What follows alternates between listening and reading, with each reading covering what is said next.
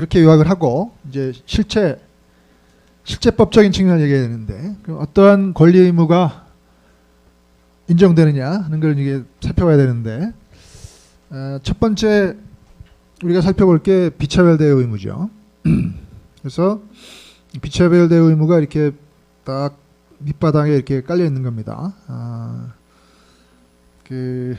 특히 19세기 뭐 우호 통상 항해 조약 뭐 이런 거 보면 국가 간에 이렇게 차별하지 말아라 그런 의무가 이렇게 협정에 항상 들어가고 있고, 그래서 상당히 역사적으로 오래된 역사를 자랑하고 있는 이제 의무고, 우리가 살펴본 다음에 시장 개방 의무를 보고 공정무역 의무를 보고 최소 기준 대우 의무를 보고 그런 식으로 이제 이 실체적 의무 부분을 살펴봅니다. 차별이 뭐냐? 차별이 뭐냐? 그 모든 비차별 대우 의무가 이제 하나의 그 엔티티와 다른 엔티티가 있는데 이렇게 균형을 맞춰야 된다는 거죠, 그죠? 한쪽이 이렇게 위로 가거나 한쪽이 밑으로 가면 안 된다는 거죠. 그게 최애국 대우 의무, 뭐 내국민 대우 마찬가지인데, 제가 하나 그 재밌는 예를 한번 들어보면, 저기 이렇게 강아지와 망아지가 있어요. 저기 망아지처럼 보입니까? 강아지와 망아지가 있는데, 그 여러분은 시골에서 그 망아지를 키우고 있어요. 그래서 열심히 망아지를 이제 키우고 있는 사람이에요. 그래서 이걸 뭐 시장에 파는 거죠. 근데 정부가 그 망아지 수입에 대해서 이제 10%의 관세를 매기고 있어요. 근데 옆집에 사는 여러분 친구는 열심히 강아지를 키웁니다. 강아지를 파는데 정부가 그 2000%의 테립을 강아지 수입에 대해서 매기고 있어요. 그럼 여러분이 법률가로서, 여러분 또 법률가예요. 열심히 망아지를 키우면서 이제 법도 공부하는데, 법감정상으로 여러분이 어떤 걸 얘기할 수 있겠어요? 정부에 대해서.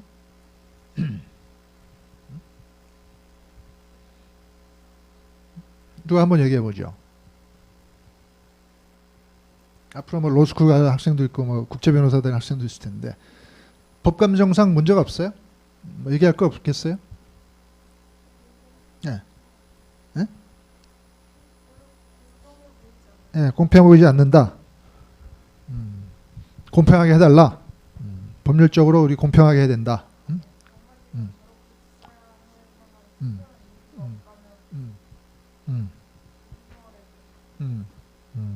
불공정하다, 불평등하다. 정부가 한 업자만 도와주는 게 정부냐? 또 다른 얘기. 뭘 얘기할 수 있을까요? 뭘 얘기할 수 있을까요?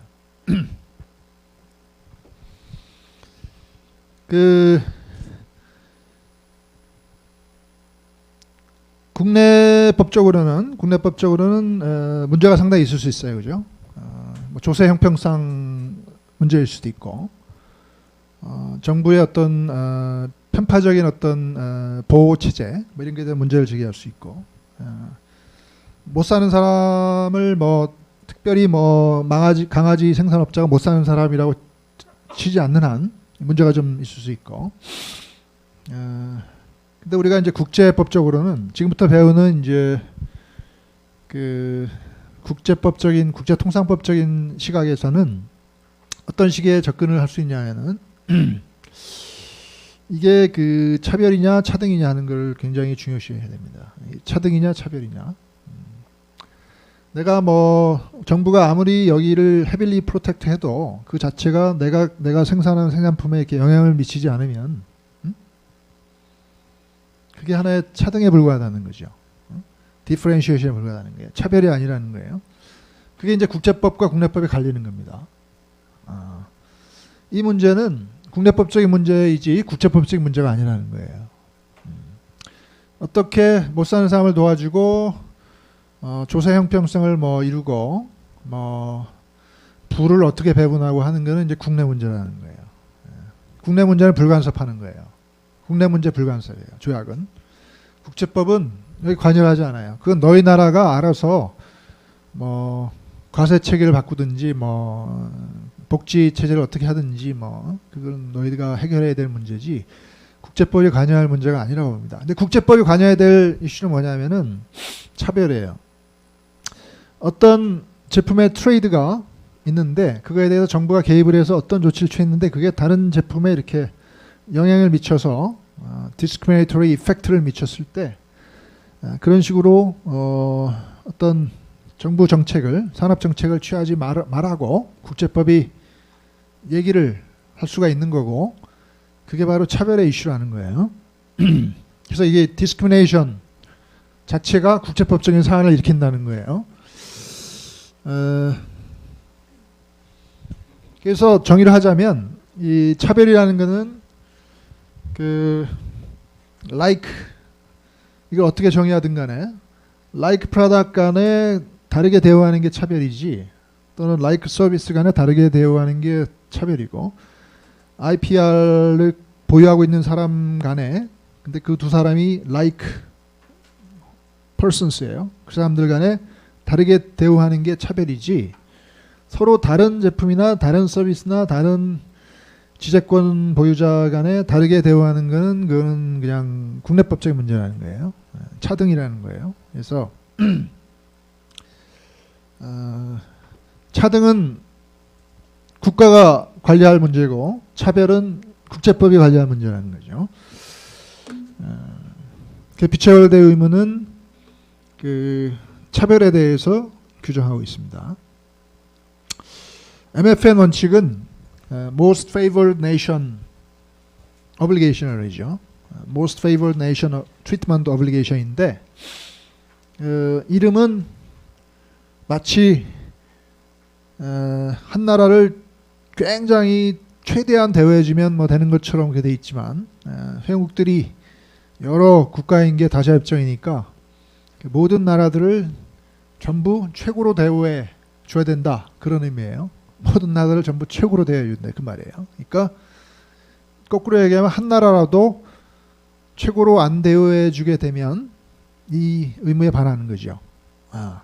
그래서 그 회원국들을 모두가 최고의 대우로 해줘야 되니까 한 나라도 차별을 가하게 되면 위반이 되는 거죠. 그래서 게트 입장에서는 이렇게 여러 제품이 이렇게 들어오는데 그게 like 그인 경우에 그죠?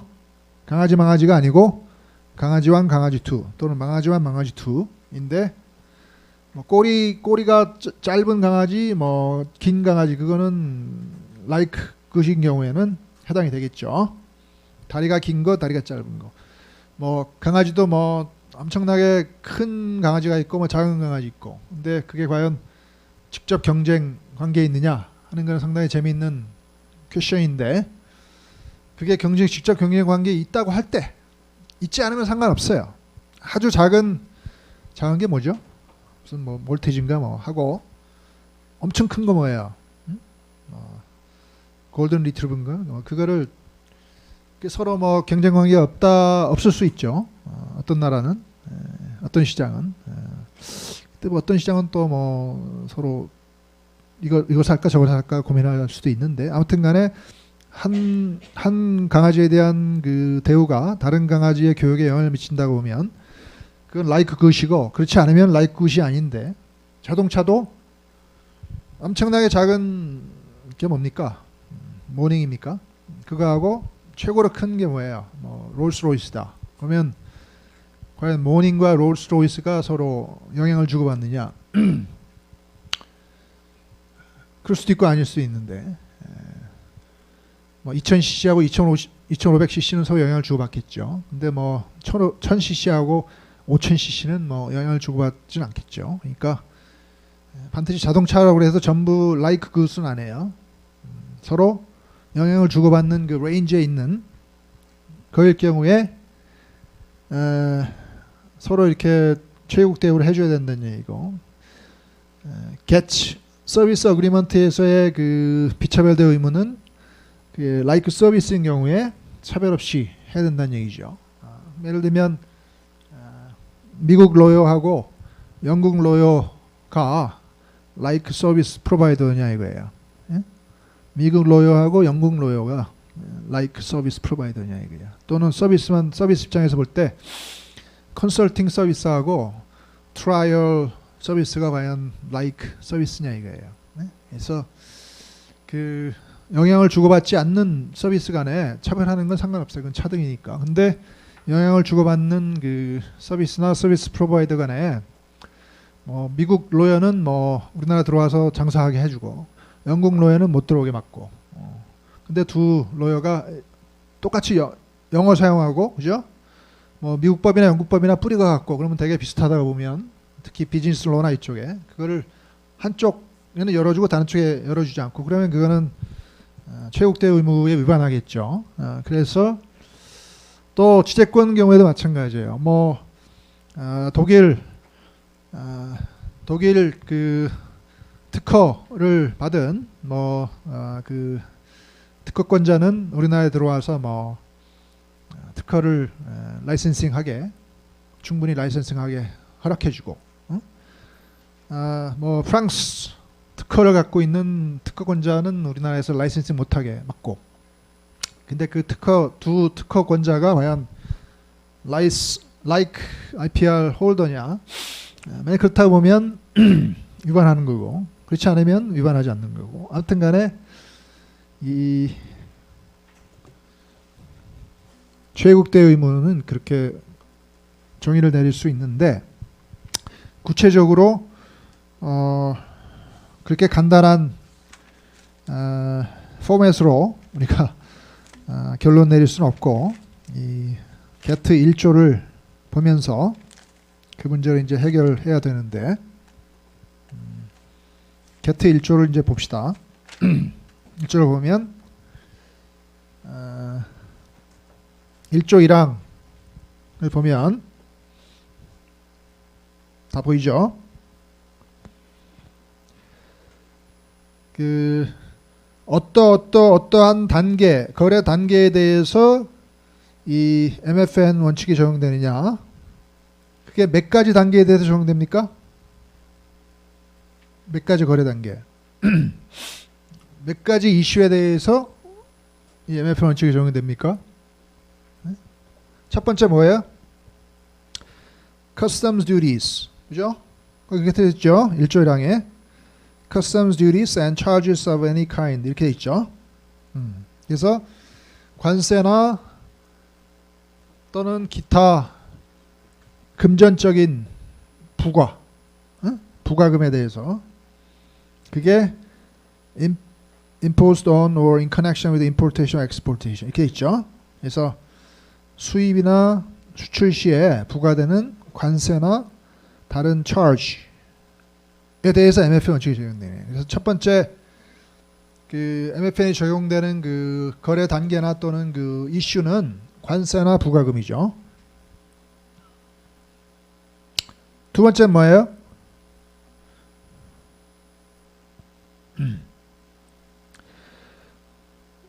Method of levying such duties and charges 이렇게 돼 있죠. 그래서 그러한 관세나 부과금을 부과하는 방식에 대해서도 MFN이 적용돼요.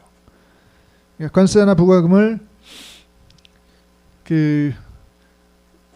이 나라에서 들어오는 이 제품에 대해서는 야, 너 즉시 내 이렇게 해놓고, 또 다른 나라에 들어오는 경쟁하는 제품에 대해서는 너는 1개월 연기해 줄 테니까 그때 내도 돼 이렇게 해주면 그게 MFN 위반일 수 있어요. 그래서 그걸 부과하는 그 메서드 자체, 관세율은 똑같아.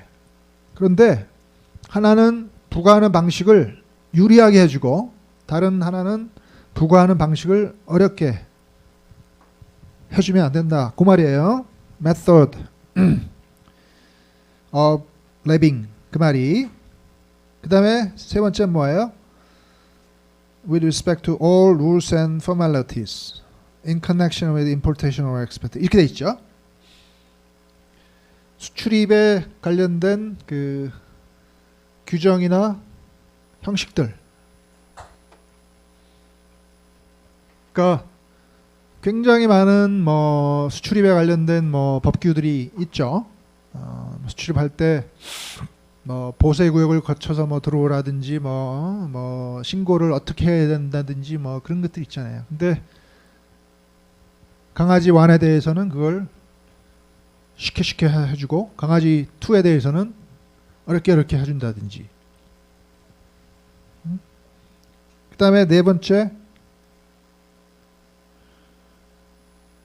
with respect to all matters referred to in paragraphs 2 and 4 of article 3.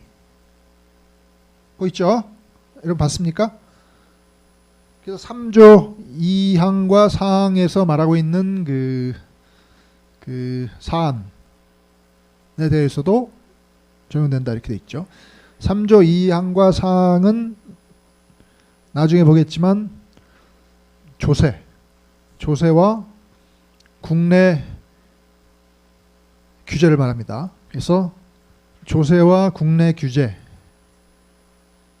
대해서도 MFN 원칙이 적용이 됩니다. 관세뿐만 아니고 조세, 그리고 조세 말고도 국내에서 각종 규제를 합니다. 뭐 제품이 들어와서 뭐 팔릴 때 큰 백화점에서는 팔릴 수 있는데 작은 데는 못 들어오게 막는다든지, 그리고 국내 규제예요, 그죠? 뭐 거리 제한을 두는 거예요. 그래서 뭐 이 제품은 팔려면은 기존에 있는 슈퍼마켓에서 뭐 500m 이상 되는 데서 팔아야 된다든지 뭐 이런 것들, 뭐 굉장히 많은 이제 국내의 규제들이 있을 수 있는데, 뭐 포장은 뭐 이렇게 해서 포장 요건에 안 맞으면 못 판다든지 뭐 그런 거. 그래서 그런 통관 시에 부과되는 뭐 관세뿐만 아니고 일단 들어온 다음에 국내에서 이렇게 규제당하는 그런 것까지 포함해서 최애국 대우 의무가 적용된다, 그렇게 말하는 거예요. 네 가지죠. 관세나 부가금, 수입 시, 수출 시 부과되는 거. 두 번째, 그걸 부과하는 방식. 세 번째, 각종 수출입 관련 규정이나 형식. 네 번째, 조세나 국내 규제. 이 네 가지에 대해서 MFN 원칙이 적용되고, 어떤 특혜를 줄 때 MFN 원칙이 적용되느냐, 특혜의 내용이 뭐냐, 도대체 특혜라고 하는데 그 특혜가 뭐냐, 그게 뭐예요? 어드밴티지를 줄 경우, advantage 또는 favor를 줄 경우, privilege or immunity 이렇게 돼 있어요. 그 네 가지 중에 하나만 해당돼도 되기 때문에 뭐 많은 경우가 뭐 favor나 advantage 해당되겠죠. 근데 반드시 뭐 그렇게 금전적인 뭐 아니면 경제적인 베네핏이 아니더라도 immunity나 면제권을 준다든지 뭐 그런 경우도 해당될 수 있기 때문에, privilege를 주는 경우, 권리로 주는 경우도 되기 때문에 좀 네 가지 중에 하나 해당되는 그런 특혜 줄 때 MFN 문제가 된다는 얘기고,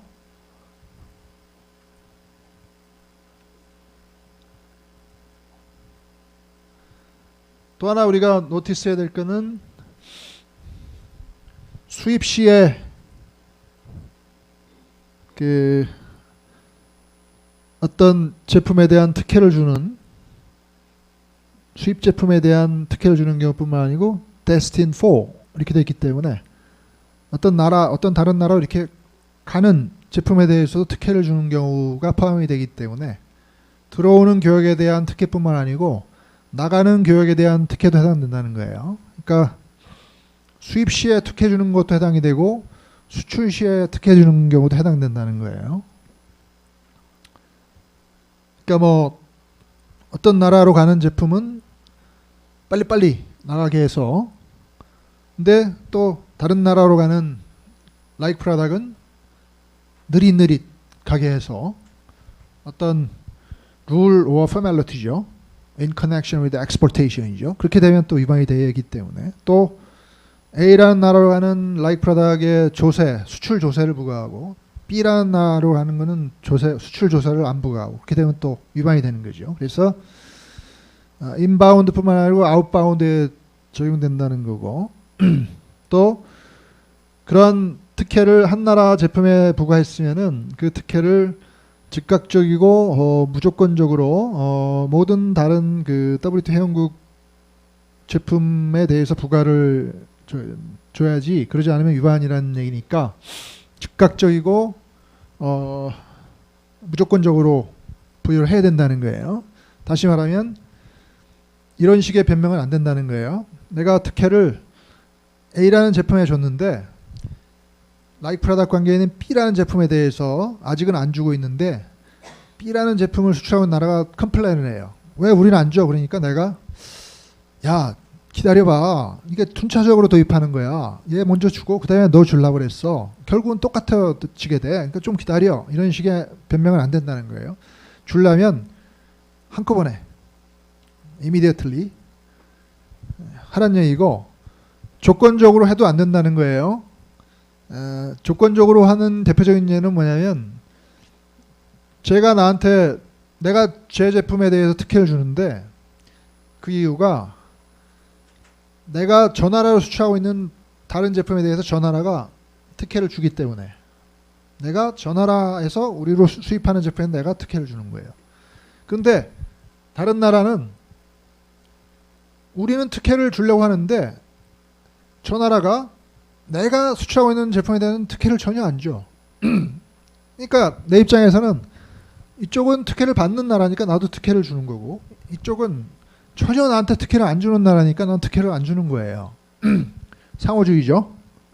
그런 식으로 할 수는 없다는 거예요. 컨디셔널리 하면 안 된다는 거예요. 그래서 제가 어떻게 하고 있는지는 전혀 고려하지 않고 내가 주려면 다 주고 안 주려면 하나도 안 줘야 되는 거예요. 그래서 조건부로 주는 것도 안 돼요. 그런 말들이 여기 숨어 있는 거예요.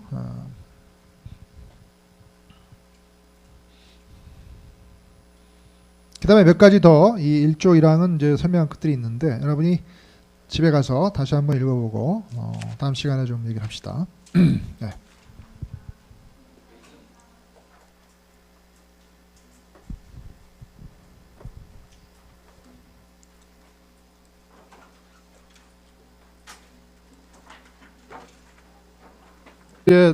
최극 대우와 관련해서 이제 좀 중요한, 우리나라 입장에서 상당히 중요한 포인트일 수 있는데, 여기 그 특혜를 수여받는 대상이 되는 그 나라는 이렇게 country라고 표현됐다는 거예요. 그래서 다른 WTO 회원국 이렇게 표현이 안 되고 다른 나라 이렇게 표현이 됐기 때문에, 그 특혜를 주는 나라는 이제 WTO 회원국이라고 표현이 되고, 특혜를 받는 나라는 이제 회원국 지위와 상관없이 country이기만 하면 된다, 그렇게 표현이 됐기 때문에, 그 WTO 회원국이 아닌 나라라도 그 회원국이 특혜를 주게 되면 그 특혜를 모든 다른 WTO 회원국에게 즉각적이고 조건 없이 라이크 프로덕트에 대해서 줘야만 이 의무를 위반하지 않게 되니까, 그 북한은 이제 WTO 가입을 안 하고 있고 뭐 단기간 내에 가입할 가능성도 없죠. 그렇기 때문에 우리나라가 뭐 북한에 대해서 뭐 교역상의 특혜를 주게 되면 그게 이제 MFN 위반으로 된다는 거예요.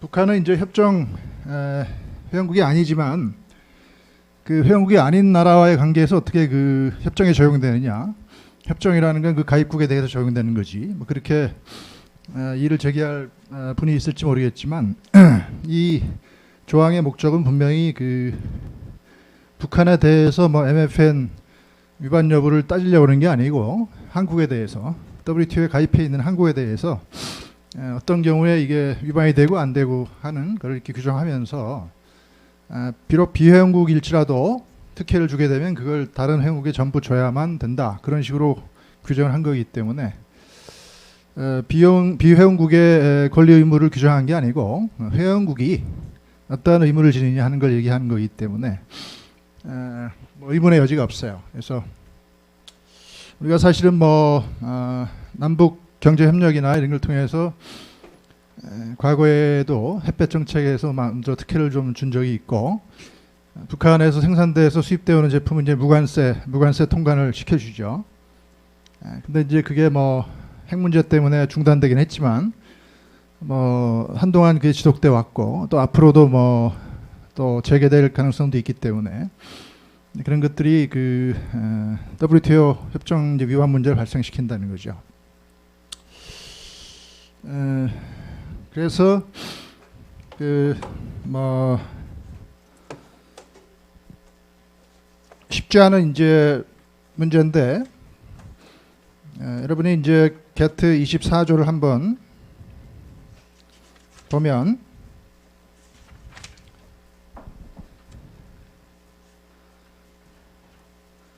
24조의 한 11항 같은 걸 한번 보세요. 제법조는 이제 86페이지에 있죠. 거기 뭐라고 되어 있습니까? 인디아와 파키스탄 간에 뭐 예외적인 상황에서 뭐 상황을 고려하면서, 그죠? 그게 하나의 그 에코노믹 유닛이라는 걸 뭐 형성해 왔다는 걸 우리가 인정하면서 뭐 이 협정상의 어떤 조항도 두 나라가 스페셜 어레인지먼트에 그 들어가는 것을 뭐 막지 못한다, 그렇게 돼 있죠. 그래서 인도와 파키스탄의 경우는 이제 협정 자체가 어떤 특혜 교역이나 이런 거를 정당화할 수 있는 그 특별 조항을 거기 두고 있는데, 남북한 교역은 사실은 그런 특별 조항이 없어요. 그래서 뭐 그렇다고 해서 뭐 과거에 뭐 우리가 취했던 정책 이런 것들을 뭐 어떤 나라가 WTO에 제소한 건 아니지만, 그걸 이제 뭐 정치적인 이유로 제소를 자제한 거죠. 그리고 북한을 불쌍하게 여길 수도 있고, 뭐 북한을 좀 국제사회를 끌어들이기 위해서 그 정도는 봐줘야 된다고 생각할 수도 있고, 뭐 그렇다는 얘기지, 그 자체가 뭐 통상법 위반은 아니라는 얘기는 아니기 때문에 언제라도 그 문제는 제기할 수가 있고, 앞으로 사실 뭐 북한에 대한 제재를 좀 가해야 된다고 생각이 되면, 그리고 이제 우리 정부가 좀 독자적으로 뭐 특혜를 준다든지 뭐 이렇게 되면 이제 우리나라와 뭐 미국과의 관계가 또 틀어지게 되고, 이렇게 되면 이제 뭐 미국이 문제 제기를 할 수도 있고 그런 사안입니다. 다시 말하면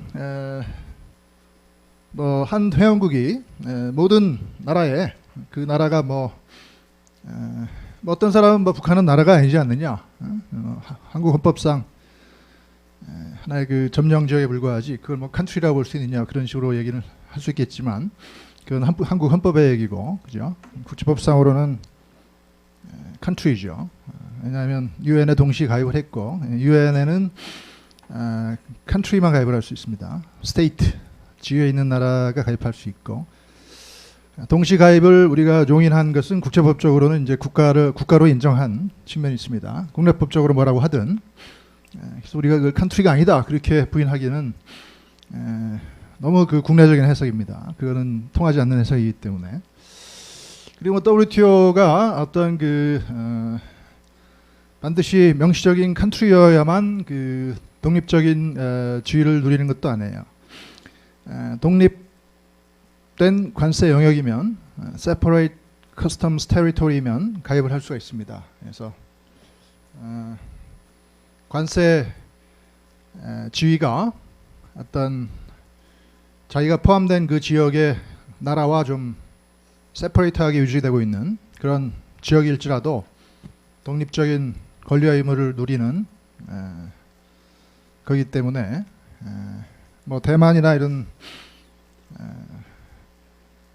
나라가 아니라고 중국은 주장하지만 분명히 메인랜드와는 다른 관세 체제를 갖고 있죠. 그리고 홍콩도 마카오도 독립된 관세 체제를 갖고 있기 때문에 별도의 WTO 회원국입니다. 그 중국뿐만 아니고 대만, 홍콩, 마카오가 전부 별도의 회원국 지위를 누리기 때문에 그 여기서 말하는 이제 개념을 그렇게 너무 국내법적으로 해석할 수는 없기 때문에 그런 포인트가 숨어 있다는 얘기고요. 그래서 뭐 이 상품 분야의 그 최국 대우를 이제 우리가 이해를 하면 뭐 서비스 분야의 최국 대우 의무라든지 또 지적재산권 분야의 이제 최국 대우 의무를 또 유사하게 이해할 수가 있죠. 그래서 어떤 나라의 상품이나 서비스나 지적권 보유자에게 어떤 대우를 해주면 그게 최국 대우로 모든 다른 WTO 회원국으로부터 수입되는 like product이나 like service나 또 유사한 상황에 있는 지적재산권 보유자에 대해서 최국 대우를 해줘야 된다, 그런 얘기이기 때문에 하나라도 그런 대우를 해주지 않는 회원국 like product이나 서비스나 IPR 홀더가 있으면 이제 그 나라가 외교적 보호권을 행사하면서 바로 WTO 패널 절차로 제소할 수 있게 되는 거죠.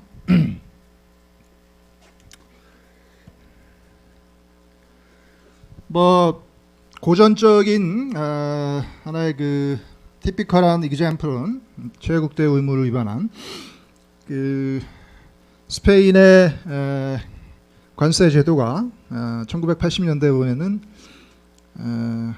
커피를 스페니쉬들이 많이 마시는데 이제 수입해서 많이 마시는데 커피의 종류별로 이렇게 관세율을 달리했어요. 그래서 마일드 커피에는 이제 관세를 면제해주고 뭐 약간 그 향이 추가된 아라비카나 로버스타나 뭐 이런 그 커피는 이제 7%의 관세를 부과하고 이렇게 했는데 관세 체제를 이렇게 세분화하면서 카테고리를 세분화해서 관세율을 달리하는 뭐 그런 제도를 유지하고 있었는데 뭐 브라질이나 이런 나라는 주로 아라비카나 뭐 로버스타나 이런 거를 이제 수출하고 있기 때문에 자기는 7%의 관세를 내고 들어가야 되는데 경쟁 국가에 있는 뭐 콜롬비아나 이런 나라는 이제 관세를 면제받으니까 이거는 이제 최국 대우 의무 위반이다 이렇게 주장을 했고 스페인은 두 제품이 이제 like product이 아니다. 왜냐하면은 그 커피의 종류에 따라서 품질의 차이가 조금씩 있고 그게 이제 컨슈머들이 그 플레이버에 민감하게 반응하기 때문에 하나의 종류의 커피를 마시는 커스터머는 계속 그것만 마신다는 거예요. 그래서 그 관세율이 어떻게 되느냐에 따라서 뭐 그 사람이 뭐 다른 종류를 마시지도 않고 하기 때문에 그 두 제품이 뭐 이렇게 시장에서 경쟁 관계에 있지 않기 때문에 스페인에서는 그거를 하나의 차별이라 볼 수 없다는 거죠. 뭐 강아지와 망아지라는 얘기죠. 그래서 그렇게 디펜드를 했습니다는 이제 패널은 그렇지 않다. 스페니쉬들이 그렇게 센서티브하다고 생각하지 않는다. 그러면서 뭐 때로는 이 커피를 마시다가도 뭐 가격이 좀 변동하면 저 커피도 마시고 뭐 그러는 거고 어떤 그 미세한 무슨 플레이버의 차이라든지 뭐 그런 거에 의해서 라이프와 관계가 좌우되는 거 아니다. 그렇게 얘기를 하면서 그 like product 개념을 이제 제기를 합니다. 그래서 상당한 논쟁이 발생하기도 했는데 그럼 모든 커피가 그러면 like product이냐 하는 이제 하나의 의문점이 생기죠. 하여튼간에 그렇게 like product이 좁은 개념은 아니다 이거예요. 바나나 케이스를 보면 이제 유러피안 커뮤니티가 그 우리 통상법에서는 EU라고 안 합니다. 유러피안 유니언이라는 말은 이제 정치적 개념이기 때문에 유러피안 커뮤니티스 이렇게 복수로 쓰죠. 커뮤니티스 이래서 그 경제적인 공동체를 말하는 거예요. 그래서 그 유러피안 커뮤니티스가 바나나를 많이 수입을 하는데 그죠? 바나나를 많이 먹죠. 요리하는 데도 쓰고 그러는데 그 과거에 그 식민지 상태에 있었던 그 아프리카나 카리비아 지역에 있는 그 과거의 식민지 국가로부터 수입하는 그 바나나, 그걸 이제 트래디셔널 ACP 바나나라고 그래요. 그래서 그런 나라로부터 전통적으로 수입되어 오고 있는 그 양만큼의 과거의 그 대표적인 양만큼의 평균 양만큼의 그게 한 뭐 85만 톤이라고 보면 그 수입품에 대해서는 관세 면제를 해주고 ACP 컨트리로부터 수입은 되어 오지만 전통적으로 수입되어 오는 양을 넘어선 그 이상의 수입 물량에 대해서는 뭐 일정한 톤에 대해서는 뭐 관세 면제를 해주지만 그 이상은 이제 이렇게 관세를 매기고. 근데 그 ACP 컨트리가 아닌 다른 나라로부터 수입되는 바나나에 대해서는 이제 이렇게 무지막지하게 관세를 매기니까 뭐 ACP 그 국가가 아닌 나라 입장에서는 주로 라틴 아메리카나 이런 데서 바나나를 수출하는 나라도 있죠. 그런 나라는 이제 EU의 식민지가 아니었다는 이유만으로 이제 차별을 당한다. 그러면서 이제 제소를 했죠. 그래서 저게 과연 MFN 위반이냐 아니냐 그런 문제가 나오는 거고. 뭐 식민지 상태의 그 여러 가지 그 그러즈나 이런 게 있기 때문에 그런 나라들과 이렇게 인게이지먼트 하기 위해서 대표적인 수출 상품에 대해서 좀 특혜 대우를 주고 뭐 그런 식으로 이제 EC가 많은 정책을 취하는데 이것도 제소가 돼서 결국 MFN 위반 판정을 받았습니다. 그래서 바나나가 뭐 아프리칸 카리비안에서 나서 난 건 아니죠. 생산해서 뭐 EU로 들어오건 뭐 라틴 아메리카에서 생산하건 뭐 그게 뭐 라이프 프로덕이 아닌 거 아니다. 그리고 이 관세 차별 이거는 무조건적인 비차별대 의무에 반하니까 위반이다 이렇게 얘기했어요. 그리고 이제 바나나라는 게 전부 라이프 프로덕이냐 이제 그런 문제가 또 그런 퀘션이 발생을 하죠. 아무튼간에 그 최애국대 의무는 어떤 그 수입되어 오는 제품 간에 어떤 횡적인 호라이젠털한 그 형평성을 추구하는 의무이기 때문에 그 자체가 뭐 상당한 역할을 하지만 뭐 예를 들면 한 나라를 좀 우대하고 다른 나라를 이제 우대하지 않고 이렇게 되면은 뭐 그런 것 때문에 1차 세계대전이 발생한 거 아니에요?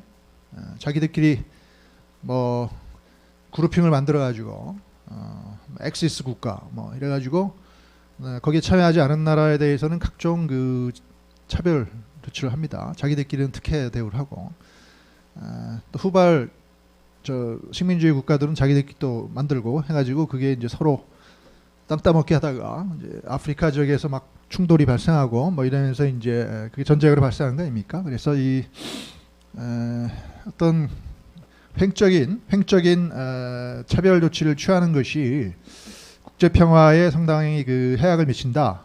그런 거에 대한 이제 공감대 형성이 되고 하면서 그 게트에다가 1조에다가 그 박아놓은 거예요. 가장 첫 번째 그 차별하지 말아라 국가 간에. 그런 게 그 국제 그 통상 체제의 그 시큐리티와 프리딕티빌리티를 저해하는 가장 첫 번째 요소다. 그래서 이 MFN 대우가 들어가.